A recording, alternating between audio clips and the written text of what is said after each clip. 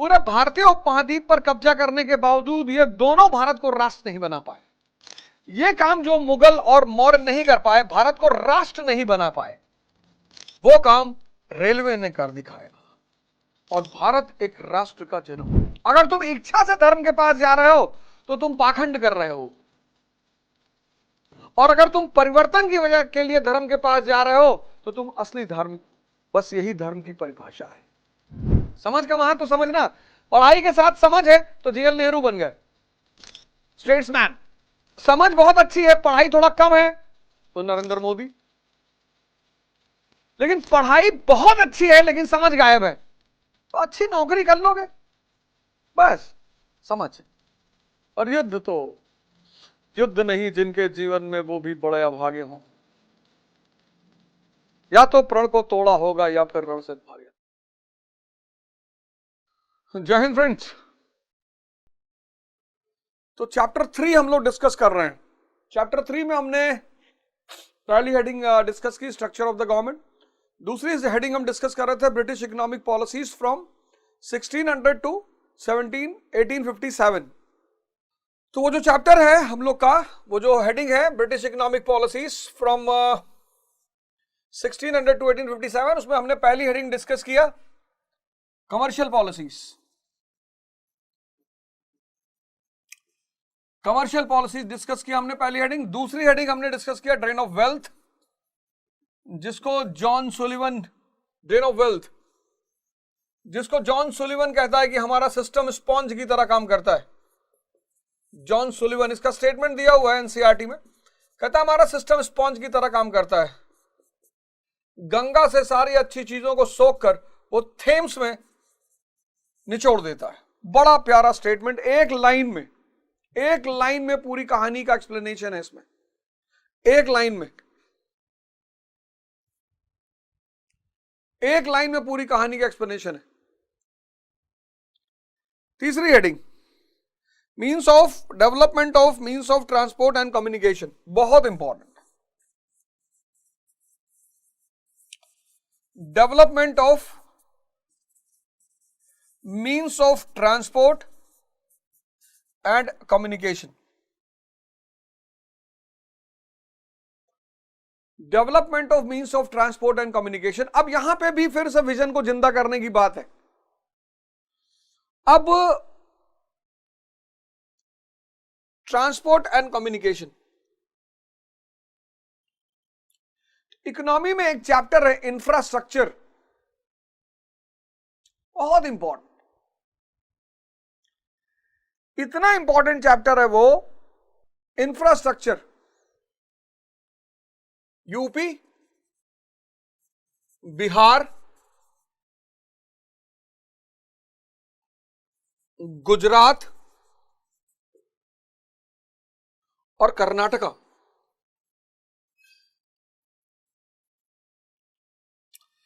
अब तुम देखो यहां इन दोनों स्टेटों में, यूपी में तो कुछ हालत अच्छी है, बिहार में बहुत हालत खराब है, पर ठीक है,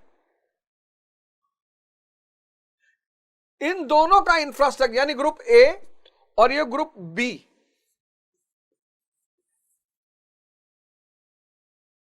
अब ग्रुप ए का इकोनॉमिक स्ट्रक्चर देखो, फ्यूडलिज्म हावी है,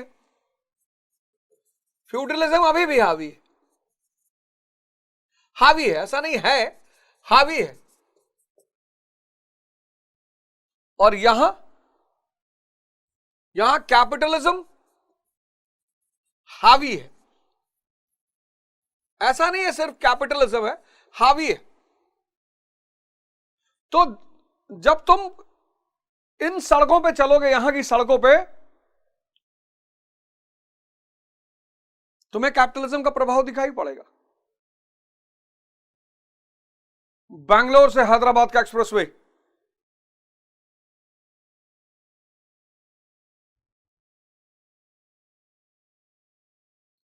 यानी इकोनॉमी की अगर पिक्चर जाननी है, मैं ये कह रहा था कि देखो इकोनॉमी में इंफ्रास्ट्रक्चर का कितना बड़ा रोल होता है। अब अफगानिस्तान अगर तुम जाओ तो मेरे ख्याल से इंफ्रास्ट्रक्चर मिलेगा ही नहीं। लेकिन यूनाइटेड स्टेट्स ऑफ अमेरिका,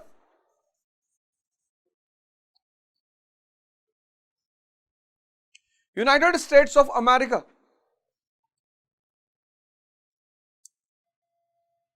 अब 19th सेंचुरी जो है भारत में, अब तुम्हें कनेक्ट करना है सारी बातें, सिर्फ पढ़ना नहीं है।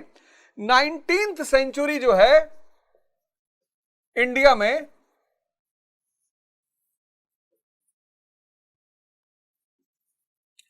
किसकी सेंचुरी है?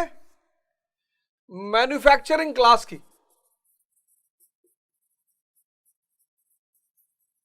प्लस इन्वेस्टर्स की। 1813 के चार्टर एक्ट से ईस्ट इंडिया कंपनी पर हमले की शुरुआत, और ये दोनों ग्रुप, स्पेशली ये ग्रुप मैन्युफैक्चरिंग ग्रुप, ये धीरे धीरे हावी होता जा रहा है। अब इसका फायदा भारत के सामान को बाहर ले जाकर बेचने में नहीं है, अब इसका फायदा है ब्रिटेन के सामान को लाकर भारत में बेचना और भारत से कच्चा माल, रॉ मटेरियल ले जाना Britain. Who is the mother of invention? Necessity. Necessity is the mother of invention.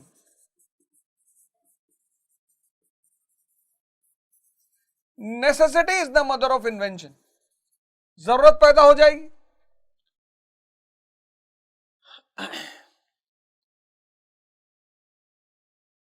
हाँ? जैसे ही जरूरत पैदा होगी वैसे चीजें अपने आप सामने आ जाएंगी। 1813 का charter act, end of 1813, end of trading monopoly of east India company. Bharat का बाजार इंग्लैंड के सभी उद्योगपतियों के लिए खुल गया, पूंजीपति उद्योगपति। अब ब्रिटेन का फिनिश गुड भारत आएगा, इंडिया का रॉ मटेरियल ब्रिटेन जाएगा। चार्टर एक्ट ऑफ 1833, कंपनी की सारी मोनोपोली खत्म हो गई, कंपनी मात्र केयरटेकर रह गई, ये सब हम पढ़ चुके हैं। अब भारत की इकोनॉमिक पॉलिसीज पे किसका बोलबाला होगा? मैन्युफैक्चरिंग क्लास का। ये अपना प्रोडक्ट भारत भेजेंगे, फिनिश गुड्स, और भारत से रॉ मटेरियल वहां ले जाएंगे। अब इन दोनों कामों के लिए इनको एक अच्छे इंफ्रास्ट्रक्चर की जरूरत है। Now there is a requirement of a good infrastructure.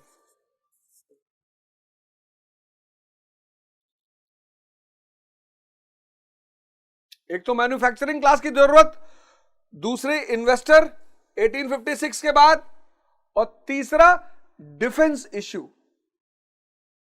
अगर इंफ्रास्ट्रक्चर अच्छा है तो आर्मी मूवमेंट अच्छी होगी, बॉर्डर सिक्योरिटी रहेगी। अब तीन आवश्यकताएं पैदा हो गई। पहली आवश्यकता मैन्युफैक्चरिंग क्लास की आवश्यकता। मैन्युफैक्चरिंग क्लास की आवश्यकता, इनको इंग्लैंड से अपना फिनिश गुड्स भारत भेजना है और भारत से रॉ मटेरियल ब्रिटेन ले जाना है। दूसरा, इन्वेस्टर्स की एंट्री, और तीसरा, इस इतने बड़े सब कॉन्टिनेंट का डिफेंस। हो गई जरूरत, आवश्यकता ने जन्म ले लिया।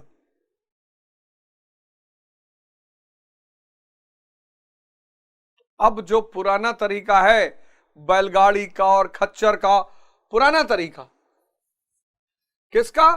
बैलगाड़ी का। किसका? पैक हॉर्स, खच्चर।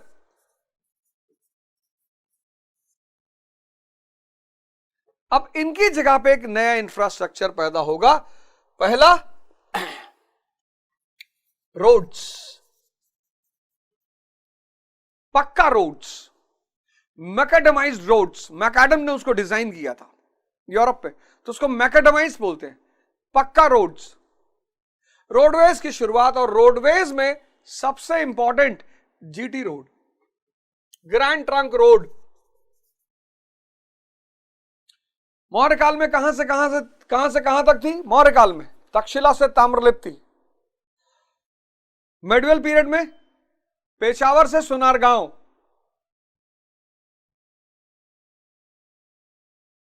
और अब दिल्ली से कलकत्ता।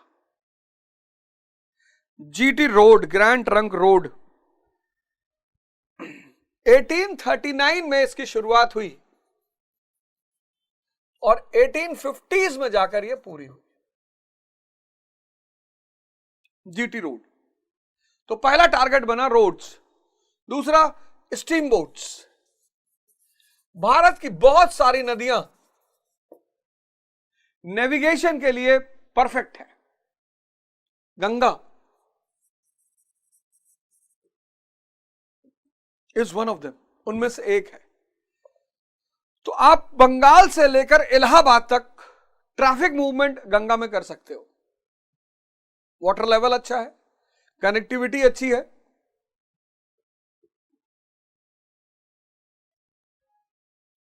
सबसे बड़ी चीज क्या? Water level. इतनी सारी सब नदियां आके गंगा में मिलती हैं कि उसका पूरे साल तक वाटर लेवल अच्छा होता है। तो रोड्स का कंस्ट्रक्शन, स्टीम बोट्स, लेकिन जिस पर अंग्रेजों का सबसे ज्यादा ध्यान गया वो था रेलवेज।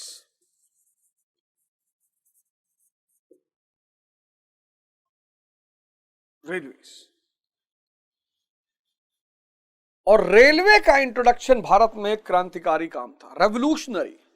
रेलवे पे बड़ा ध्यान दिया ब्रिटिश गवर्नमेंट ने। क्यों? रेलवे उनका सबसे बड़ा निशाना बनी। क्यों? वाई? और रेलवेज ने कैसे भारत के इतिहास को एक न्यू टर्न दिया। पहली जरूरत, मैन्युफैक्चरिंग क्लास।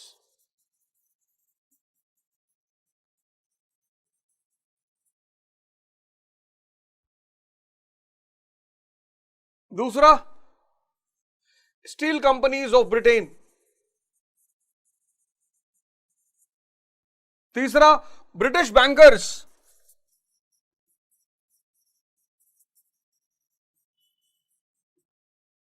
चौथा, इंडियन गवर्नमेंट। इन चार लोगों का इंटरेस्ट भारत के रेलवे प्रोजेक्ट में जुड़ गया। कल की क्लास देखे थे यथार्थ गीता? 4 शब्द दिया कल मैंने, लिख लो डायरी में भाई साहब। वो 4 शब्द आपका जीवन बदल देंगे। धर्म मांगने के लिए नहीं है, भीख।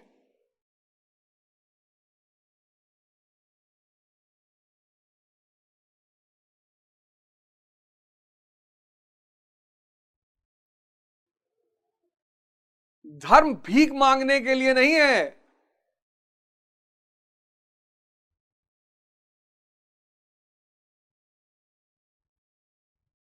धर्म जीवन परिवर्तन करने के लिए, निम्नतम से उच्चतम ऊंचाई पर जाने के लिए।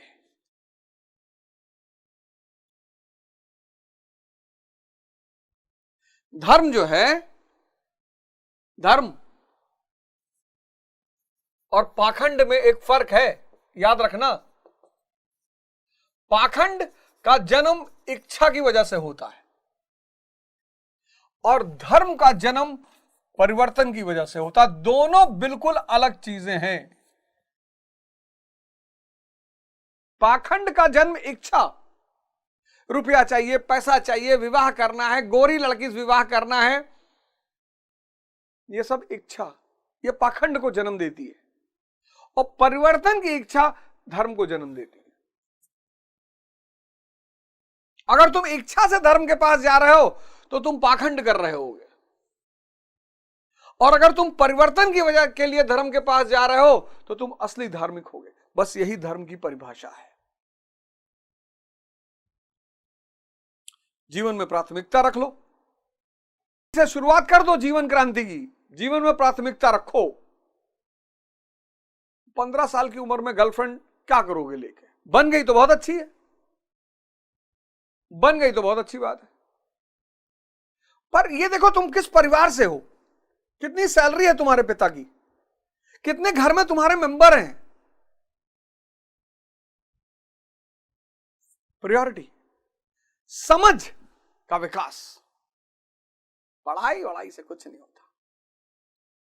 पढ़ाई के साथ समझ है तो जवाहरलाल नेहरू बन जाओगे। सिर्फ समझ है, पढ़ाई कम भी है तो मोदी बन जाओगे। लेकिन अगर समझ नहीं है तो सिर्फ पढ़ाई के बल पे कुछ नहीं बन पाओगे। समझ का महत्व तो समझना। पढ़ाई के साथ समझ है तो जेएल नेहरू बन गए, स्टेट्समैन। समझ बहुत अच्छी है, पढ़ाई थोड़ा कम है तो नरेंद्र मोदी। लेकिन पढ़ाई बहुत अच्छी है लेकिन समझ गायब है तो अच्छी नौकरी कर लोगे, बस। समझ। और युद्ध नहीं जिनके जीवन में वो भी बड़े अभागे होंगे। या तो प्रण को तोड़ा होगा या फिर रण से भागे होंगे। तो वो 4 वर्ड रख लो। अब देखो, इंटरेस्ट, मैं हमेशा फॉर्मूले बता, आर इज इक्वल टू आई। इन 4 लोगों का इंटरेस्ट इंडियन रेलवे से जुड़ गया।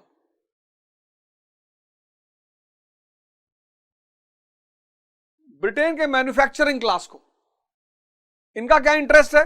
इनका इंटरेस्ट ये है कि ये अपना फिनिश गुड्स भारत भेजेंगे, फिनिश गुड्स भारत भेजेंगे और भारत से रॉ मटेरियल ब्रिटेन ले जाएंगे।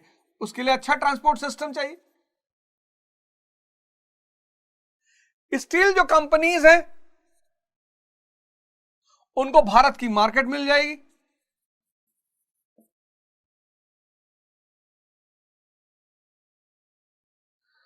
ब्रिटिश बैंकर्स हैं, उनको अच्छा इंटरेस्ट मिल जाएगा, वो पैसा लगा देंगे इसमें। रिटर्न अच्छा मिल जाएगा, वो भी गारंटीड रिटर्न। और इंडियन गवर्नमेंट को डिफेंस। इन 4 लोगों का इंटरेस्ट इंडियन रेलवे से जुड़ गया।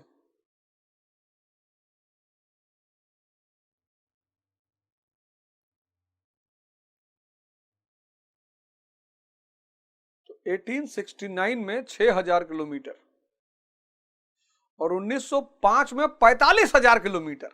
सोचो कितना तेजी से काम हुआ। 1869 में 6000 किलोमीटर की रेलवे लाइन और 1905 45,000 किलोमीटर।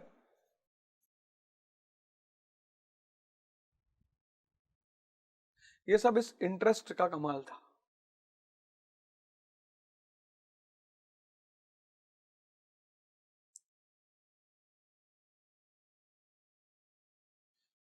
अब वो एक शॉर्ट नोट तुमसे पूछ लेगा कि इंडियन रेलवे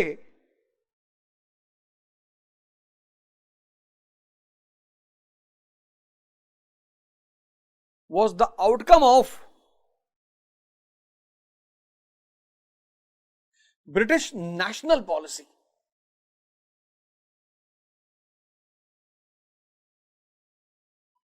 क्योंकि इंडिया के लोगों को तो कोई इंटरेस्ट ही नहीं है। इंडिया के लोग इस्तेमाल करने बात अलग है।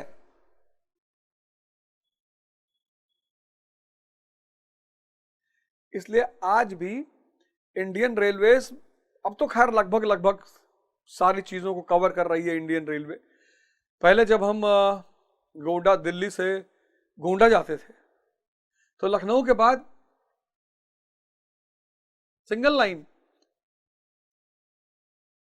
लखनऊ से गोंडा की दूरी 100 किलोमीटर, 4 घंटा लगता था सिंगल लाइन। अब तो डबल लाइन हो गई, अब तो कोई दिक्कत नहीं, क्योंकि लखनऊ से गोंडा गोरखपुर वाले रूट पर ब्रिटिश गवर्नमेंट का कोई इंटरेस्ट नहीं था। लेकिन दिल्ली से कलकत्ता पूरा interest, coal mine, iron mine.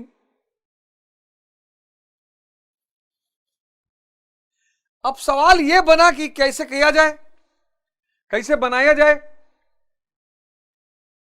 तो पहले इसे प्राइवेट सेक्टर को दिया गया। प्राइवेट सेक्टर को दिया गया, लेकिन मामला बड़ा धीरे चल रहा था।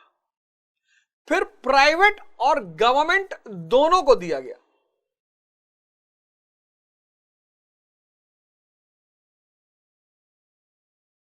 पहले प्राइवेट सेक्टर को, फिर पब्लिक पीपल पार्टनरशिप, पीपीपी वाला मॉडल आ गया।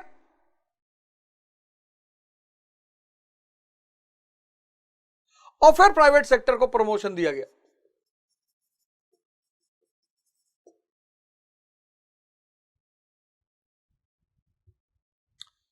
Railways.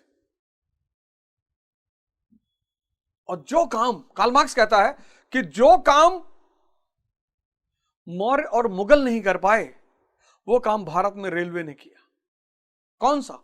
Economic and political integration. ये कार्ल मार्क्स का स्टेटमेंट है।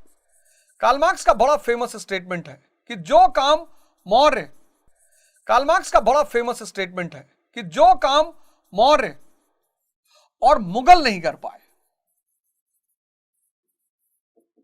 क्या नहीं कर पाए? पूरे भारतीय उपमहाद्वीप पर कब्जा करने के बावजूद, पूरे भारतीय उपमहाद्वीप पर कब्जा करने के बावजूद ये दोनों भारत को राष्ट्र नहीं बना पाए। ये काम जो मुगल और मौर्य नहीं कर पाए, भारत को राष्ट्र नहीं बना पाए, भारत को राष्ट्र नहीं बना पाए, वो काम रेलवे ने कर दिखाया। Economic and political integration.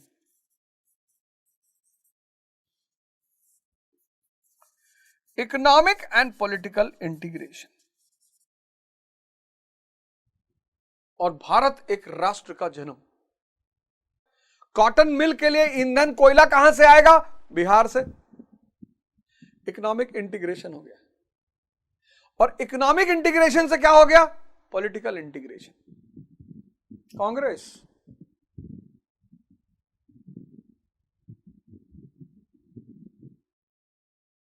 Congress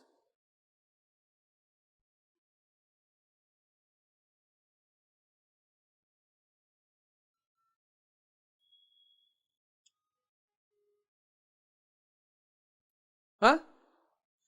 तो रोड देखो, इंफ्रास्ट्रक्चर में क्या क्या डेवलप हुआ।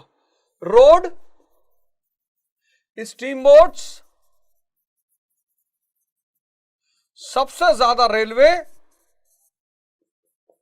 बता दिया मैंने क्यों, और टेलीग्राम, टेलीग्राफ 1853 कलकत्ता से आगरा।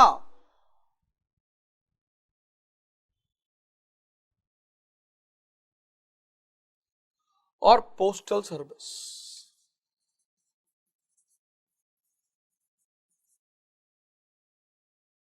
चार आना। डलहौजी ने कहा 4 आना में चाहे जहां चिट्ठी भेजो। पहले तो डिस्टेंस के हिसाब से पड़ता था। डलहौजी ने कहा 4 आना, 4 आनास, 4 आना दो चाहे जहां चिट्ठी भेजो। और पहली railway line telegraph line 1853 Calcutta से आगरा।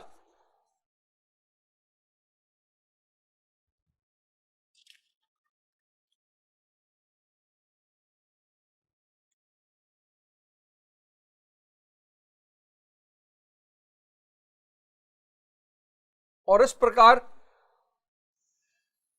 इंफ्रास्ट्रक्चर ने आधुनिक भारत के निर्माण में एक महत्वपूर्ण भूमिका निभाई। Modern infrastructure played a very important role in giving birth to modern India.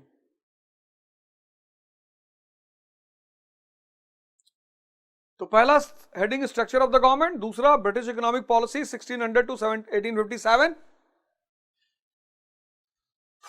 और तीसरा लैंड रेवेन्यू पॉलिसी।